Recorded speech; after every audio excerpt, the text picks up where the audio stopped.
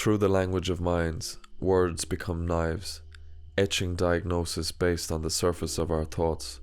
Books, they call them, manuals of the soul, guiding how we talk about the darkness within.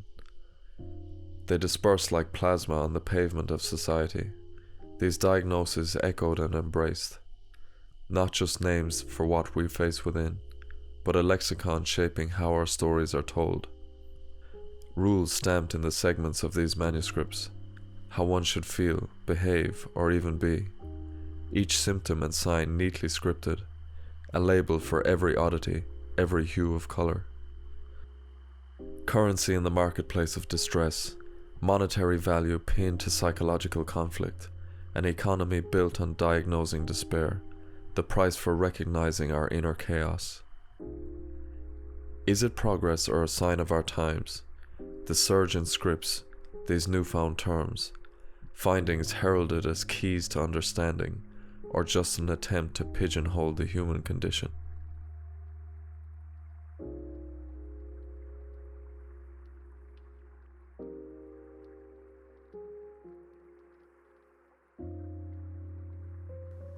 My dear, in the swirling chaos of humanity's darker shades, I find solace in salvaging slivers of beauty, a beauty unseen by eyes, though often obscured by ignorance. I stand distant from the bigotry and violence, refusing to be cast in that disgusting mould. Yet, within me, a disquieting contradiction stirs, a silent pleasure in the chaos tinged with guilt, satisfaction in anarchy born of endured pain. I do not want to be an emblem of hate or narrow-mindedness. My spirit disavows violence, bigotry and their ilk. I grapple with this contradictory existence, clinging to glimpses of grace amid havoc, perhaps an erroneous belief that the good can persevere, even when humanity seems at its most evil. Navigating through a world of grotesque facades, holding on to the fragile remnants of silver linings, an antidote to the unrest that surrounds us. Amidst the disarray, we salvage grace, seeking solace in the salvaged shards of beauty, despite the turmoil that envelops our world. Anyway, see you tomorrow. Maybe things will be clear.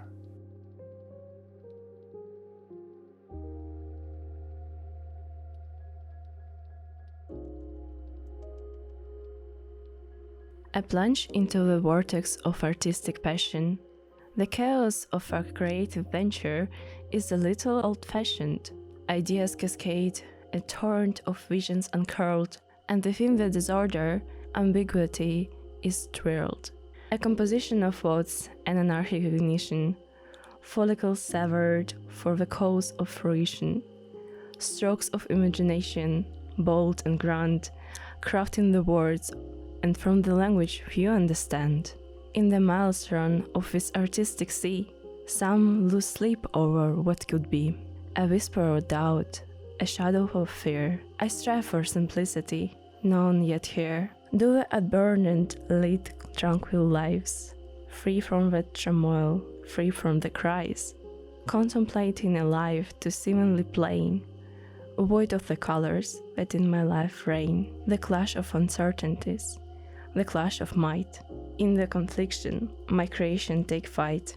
The struggle gives meaning to this artistic quest. A dance with doubt, their passion finds its best.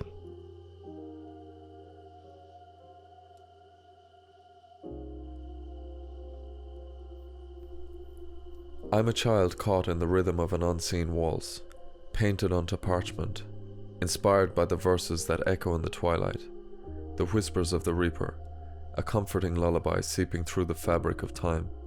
It has cemented itself into the essence of my spirit. Your lyrics, veiled in the symphony of existence, beckon me, an enigma akin to shadows cast by a flickering flame. In the gentle cadence of the hymn, I've glimpsed your silhouette, embracing the curious dance of what lies beyond this transient stage. These verses, cryptic as moonlit riddles, stir my musings. They've taught me not to fear your spectral touch, but to embrace it with an innocent yearning, a melody that paints visions of tranquility, secrets of the realm, concealed beyond life's horizon. O Reaper, in this labyrinth of regret and unlived dreams, I wait your silent overture, craving to unlock the secrecies ensconced within your perplexing embrace. With curious steps, I inch forward.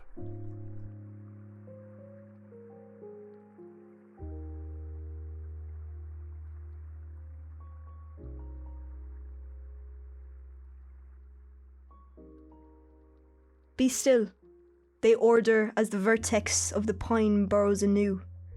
Another highway in my body, liquid red now been freed upon. Only seconds last, wounds to a rhythm. They take my health a drop at a time. Be still. Be still. They come in and say, we're not done with you yet. Lay your games at bay. Hours after death, the disgust gets worse. Such a monstrous creation should be banished and cursed. Mechanically driven, it enters my temple. I feel not pain anymore, its sympathy gentle. Be still, be still. It will not last long. Now still, the morphine takes hold. Amphetamine, euphoria, my body sold. My methods and picture so scruffy and untidy. Be still, be still, my mind adrift. I have now come to live without my aggressor. A new picture now rests upon the dresser. This strange feeling, I will miss him, but for with him I'll die. We must part ways to drown the future's cries. Be still, be still, be still no more. Resurrection, reconciliation, a lock on the door. He should not come back. Death awaits his return. Unnaturalness, deformity, ash in the urn.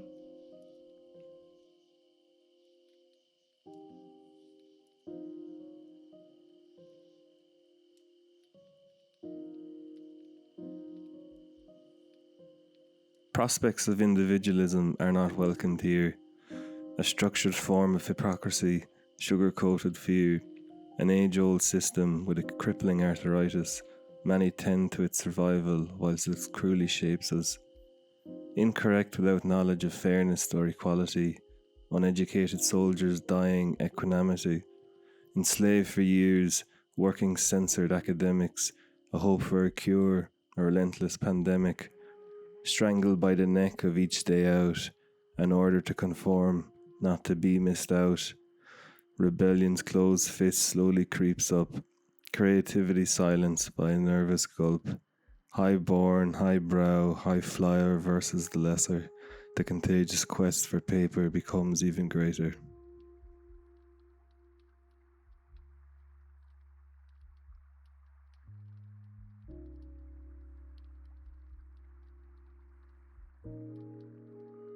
I find myself tracing the curves of our shared history with this pen. Time has granted me a perspective that exceeds old grievances. Thus, I feel compelled to share them with you. In the days gone by, your shadow loomed large in my world, casting doubts, angst, and anger that rippled through our relationship. I yearned for a family united, a kinship unburdened by the weight of ancient conflicts. The trivial and age-old disputes seemed insignificant against the backdrop of what truly mattered, the bonds that tied us together. Now, among foreign landscapes and the passage of years, I write to you not with lingering resentments, but with a heart that empathizes. Life, with its complexities and burdens, must have weighed heavily on your shoulders, shaping decisions that reverberated through generations. I have chosen to set aside the old grievances, not because they were inconsequential, but because they no longer hold the power to define our present. Forgiveness is not a denial of the past. It is acknowledging the scars, but choosing not to let them shape our future. In this understanding, knowing that the journey could have been different, I extend a chance at reconciliation. It means acknowledging the scars, but choosing not to let them shape our future. It is a complex journey that involves looking at our shared history differently and embracing the possibility of a better connection ahead. As I pen these words, I implore us to look forward. The future, a fresh surface that covers and modifies the past, waiting for shared strokes and is ours to shape. May this letter bridge the distance between us, carrying a vow. I hope we can find a way to reconnect and share in the joys of each other's lives, with understanding and hope.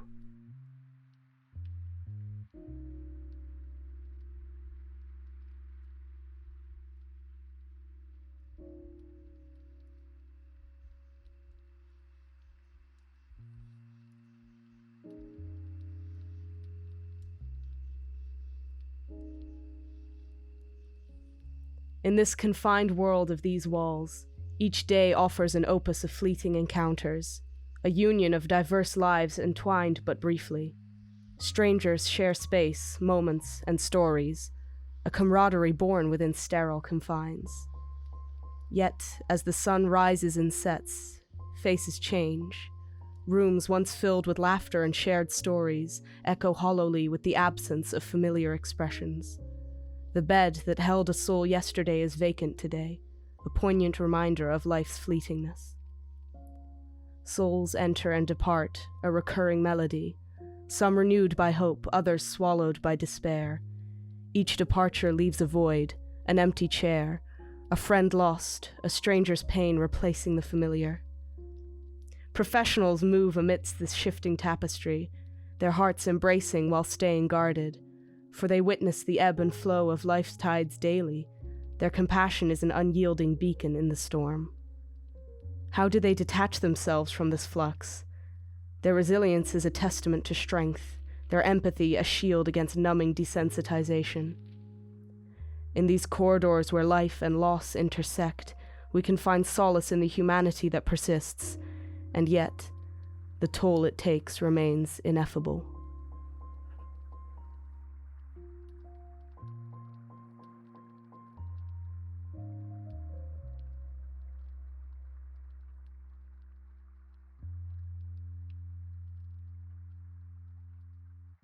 Colopsia whispers the wind's gentle breath, a delusion of beauty, an appearance of depth.